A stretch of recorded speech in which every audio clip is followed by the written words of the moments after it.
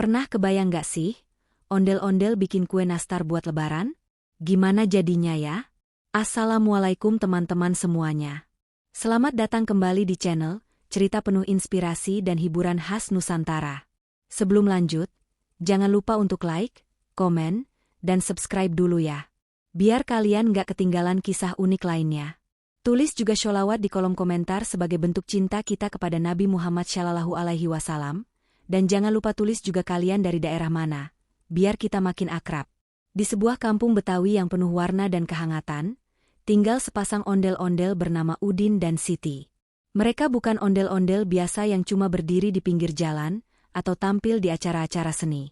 Udin dan Siti dikenal sebagai pasangan yang ceria, suka membantu tetangga, dan yang paling penting, mereka berdua suka sekali mencoba hal-hal baru. Meski tubuh mereka besar dan wajahnya kadang terlihat menyeramkan bagi orang yang belum kenal, tapi hati mereka lembut dan penuh cinta, apalagi menjelang hari raya Lebaran. Suasana kampung mulai berubah.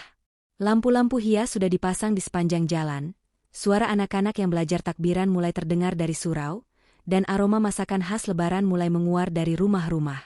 Udin dan Siti duduk di depan rumah bambunya sambil menikmati segelas teh manis dan gorengan tahu isi. Mereka berbincang santai sambil melihat langit senja yang berwarna jingga keemasan. Saat itulah ide itu muncul. Gimana, Din, kalau tahun ini kita nggak cuma nonton orang-orang masak buat Lebaran? Kata Siti sambil menggoyang-goyangkan kaki besarnya. Maksudnya? Tanya Udin, sambil mengangkat alisnya yang tebal. Ya, kita coba bikin kue juga, kayak nastar. Itu loh, kue bulat kecil isi nanas yang manisnya pas banget. Jawab Siti sambil senyum lebar. Udin melongo sebentar. Bayangan tentang ondel-ondel bikin kue rasanya agak aneh di pikirannya. Tangan mereka besar, kaku, dan gerakan mereka juga nggak selincah manusia biasa. Tapi karena semangat Siti begitu membara, Udin pun ikut tersulut semangatnya. Ya udah, gas aja. Kita ke pasar besok pagi ya, beli bahan-bahannya, jawab Udin mantap. Besok paginya, mereka bangun lebih awal dari biasanya. Setelah mandi dan berdandan rapi, Udin pakai baju koko putih dan peci hitam, sementara Siti pakai baju kurung warna ungu dan kerudung motif bunga. Mereka berjalan ke pasar tradisional yang letaknya nggak jauh dari kampung mereka. Sepanjang jalan, anak-anak kecil melambai-lambai sambil tertawa. Ondel-ondel mau belanja, teriak salah satu anak kecil sambil menunjuk mereka. Udin dan Siti hanya tertawa. Mereka merasa senang bisa membawa keceriaan di lingkungan sekitar. Setibanya di pasar, mereka mulai mencari bahan-bahan kue nastar, tepung terigu, mentega, telur, gula halus, dan tentunya nanas.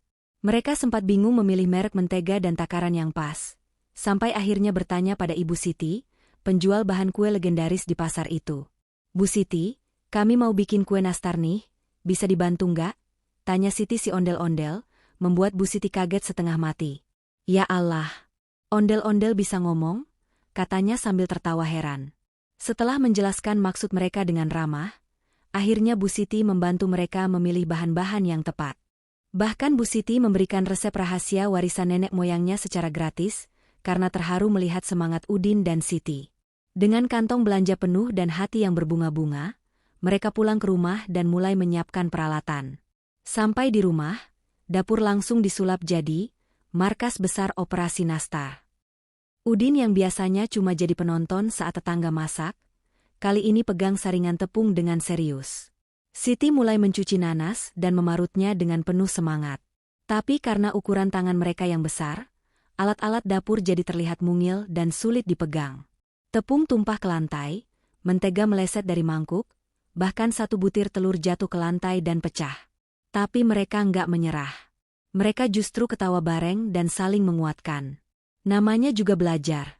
Ya Din, kata Siti sambil menyeka keringat di dahinya. Iya, yang penting semangatnya dulu. Kalau gagal, coba lagi, jawab Udin sambil mengaduk adonan dengan sendok kayu besar. Setelah adonan siap, mereka mulai membentuk bulatan nastar. Disinilah tantangan sebenarnya muncul. Jari-jari Udin terlalu besar untuk membulatkan adonan kecil, jadi hasilnya malah jadi gepeng. Tapi Siti punya ide. Kita bikin versi nastar ondel-ondel aja, yang lebih gedean, biar unik, katanya sambil tertawa. Akhirnya mereka sepakat untuk membuat nastar versi jumbo. Bentuknya memang gak seragam, tapi rasanya tetap lezat. Selain nanas yang sudah dimasak dengan cengkeh dan kayu manis membuat aroma dapur jadi harum luar biasa. Mereka memanggang nastar dengan hati-hati. Beberapa batch pertama gosong, tapi setelah dicoba ulang, mereka mulai menemukan ritmenya. Setelah berjam-jam kerja keras, akhirnya satu toples nastar ondel-ondel berhasil dibuat. Mereka saling pandang, tersenyum, dan merasa sangat bangga. Untuk pertama kalinya, mereka membuat sesuatu dari nol, dengan kerjasama dan cinta. Hari itu, dapur kecil di kampung Betawi itu menjadi sak. Setelah semalaman berkeringat dan dapur jadi kayak kapal pecah, akhirnya Udin dan Siti berhasil bikin nastar buatan sendiri. Walaupun bentuknya nggak bulat sempurna, bahkan ada yang mirip tahu bulat atau bakso gepeng, tapi mereka bangga banget. Mereka taruh nastar-nastar itu dalam toples bening yang dikasih pita warna merah dan kuning, warna khas ondel-ondel. Toplesnya ditaruh di meja ruang tamu, persis di sebelah toples kurma dan rengginang sumbangan tetangga.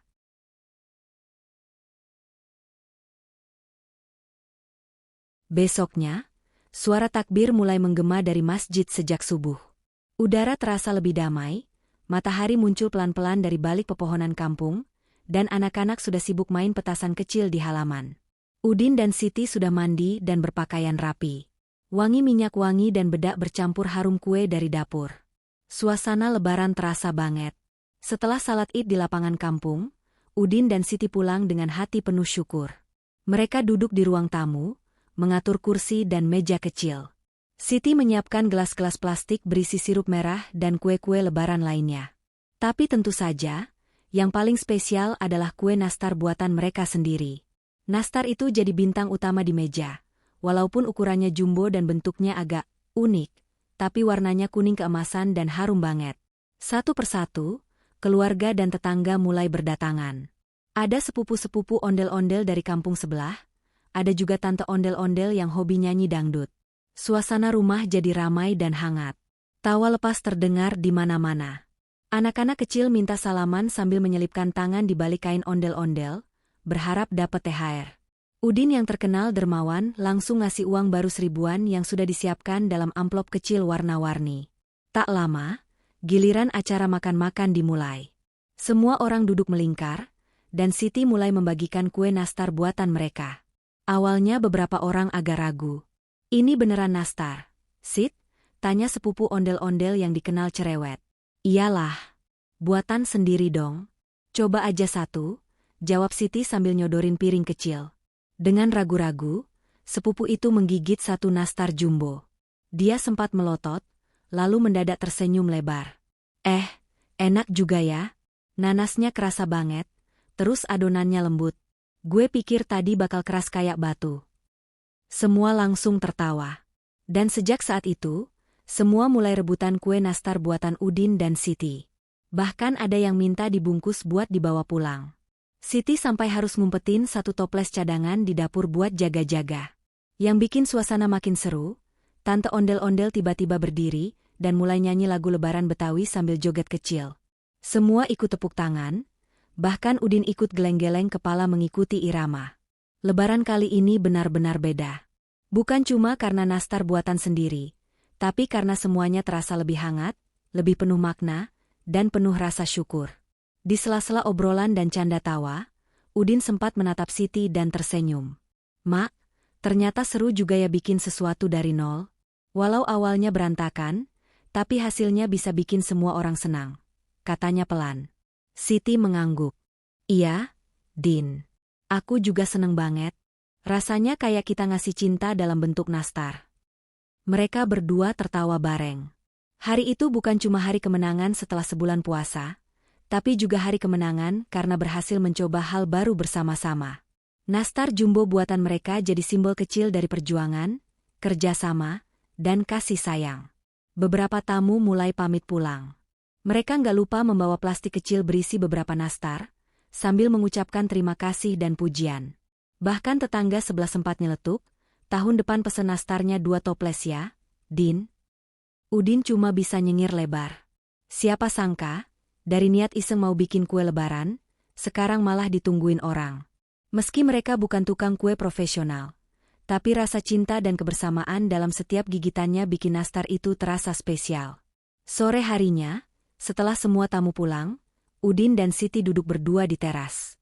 Angin sore berhembus pelan, dan suara anak-anak main mercon masih terdengar dari kejauhan. Meja ruang tamu sudah kosong, cuma tersisa beberapa remah nastar dan gelas sirup kosong. Tapi hati mereka penuh. Hari ini capek banget, tapi aku seneng. Din, kata Siti sambil sandar di bahu Udin. Aku juga. Ini lebaran paling seru sepanjang hidup kita, jawab Udin pelan.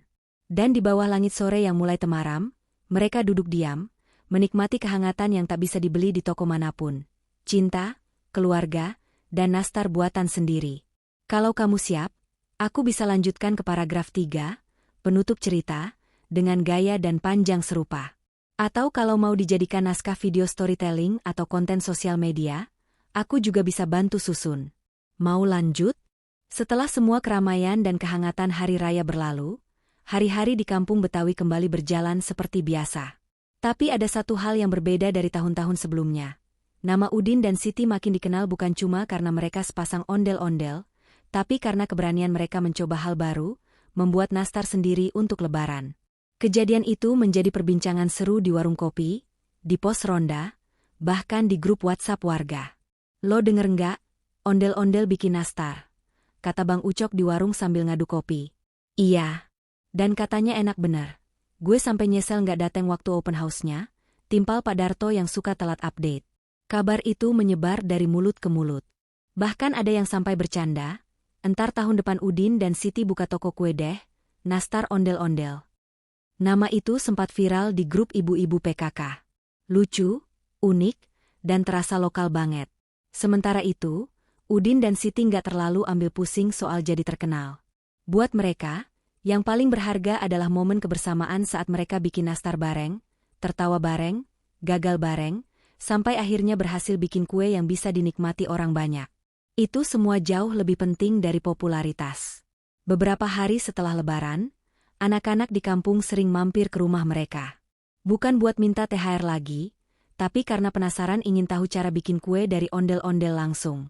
Udin dan Siti pun senang hati ngajarin. Mereka bikin kelas kecil-kecilan di halaman rumah, lengkap dengan meja lipat, baskom adonan, dan celemek yang ukurannya terlalu kecil buat tubuh mereka sendiri. Anak-anak duduk melingkar, mendengarkan cerita Udin tentang bagaimana susahnya ngaduk adonan dengan tangan sebesar panci. Siti juga cerita tentang susahnya naruh selai nanas pas bikin nastar pertama kali, sampai-sampai selainya meledak kemana-mana. Anak-anak tertawa geli, tapi mereka juga belajar satu hal penting, jangan takut mencoba. Kalau ondel-ondel aja bisa bikin nastar, masa kalian gak bisa? Kata Siti sambil tersenyum. Kegiatan itu makin ramai. Bahkan ada ibu-ibu yang ikut nimbrung. Beberapa dari mereka malah ngajak Udin dan Siti gabung dalam lomba kue antar RT bulan depan. Awalnya mereka menolak dengan sopan, merasa belum pantas. Tapi karena desakan warga yang semangat, akhirnya mereka setuju. Sambil latihan buat lomba, Udin dan Siti mulai serius belajar teknik membuat nastar yang lebih rapi. Mereka cari referensi dari buku resep warung fotokopian, nonton video di HP jadul, sampai konsultasi sama Bu Siti dari pasar. Mereka juga mulai mencoba variasi rasa, dari nastar keju, nastar coklat, sampai nastar isi selai jambu. Rumah mereka setiap sore jadi wangi kayak toko kue beneran. Lomba pun tiba. Bertempat di Balai RW, ada puluhan peserta dari berbagai RT. Semua bawa kreasi kue khas masing-masing. Ada yang bawa kastengel, putri salju, kue semprit, dan tentu saja nastar. Saat giliran Udin dan Siti maju, semua mata tertuju pada mereka. Bayangin aja, dua ondel-ondel berdiri di depan meja lomba, dengan celemek warna-warni dan nampak nastar jumbo di tangan. Lucu sekaligus mengharukan. Mereka mempresentasikan kue mereka dengan semangat, cerita tentang proses bikin nastar pertama kali, jatuh bangun mereka, dan kenapa mereka akhirnya cinta sama dunia perkuean. Juri-juri yang awalnya terlihat serius pun jadi senyum-senyum sendiri. Apalagi waktu nyicipin nastarnya. Wah, ini unik sekali ya, ukurannya besar, tapi rasa nanasnya dapet. Lembut, manisnya pas. Ada nilai kebersamaan yang terasa, komentar salah satu juri. Akhirnya, Udin dan Siti nggak menang juara 1, tapi mereka dapat penghargaan khusus. Kue paling inspiratif. Semua orang berdiri dan tepuk tangan. Mereka bangga, bukan karena piala atau sertifikat, tapi karena perjuangan mereka dihargai. Setelah lomba itu, mereka makin semangat berbagi cerita dan resep. Bahkan ada mahasiswa yang datang buat wawancara, katanya mau dijadikan bahan skripsi tentang budaya lokal dan inovasi warga. Lucunya, ada juga influencer kuliner yang ngajak kolaborasi, ngajak bikin video bareng sambil nge-review nastar ala ondel-ondel. Namun, Udin dan Siti tetap rendah hati. Mereka nggak mau berubah jadi seleb dadakan. Mereka tetap tinggal di rumah sederhana, tetap belanja di pasar tradisional, tetap main ke rumah tetangga, dan tetap berbagi kebahagiaan lewat hal-hal kecil. Bagi mereka, nastar bukan cuma kue. Nastar adalah simbol tentang berani mencoba, tentang kerjasama, tentang kehangatan keluarga, dan tentang keberanian menjadi diri sendiri. Di malam hari, saat suasana kampung sepi dan hanya terdengar suara jangkrik, Udin dan Siti duduk di beranda rumah mereka. Mereka minum teh hangat sambil melihat bintang. Siti menatap langit dan berkata pelan, "Kita nggak harus sempurna untuk bisa bahagiain orang lain, ya Din." Udin mengangguk. Yang penting tulus, dan dilakukan dengan hati. Dan di tengah sunyi malam Betawi, dua ondel-ondel itu tersenyum. Karena mereka tahu, Lebaran kali ini telah mengubah hidup mereka. Bukan dengan gemerlap hadiah atau kemewahan, tapi dengan semangat, cinta, dan sepiring nastar yang dibuat dengan penuh perjuangan. Kalau kamu mau cerita ini dikompilasi jadi satu file, atau diubah jadi naskah konten video, podcast, buku cerita anak, atau format lain, aku bisa bantu sesuaikan. Itulah kisah seru Udin dan Siti si ondel-ondel bikin nastar buat Lebaran. Cerita ini ngajarin kita kalau kebersamaan dan usaha nggak pernah sia-sia. Sampai jumpa di kisah berikutnya. Wassalamualaikum.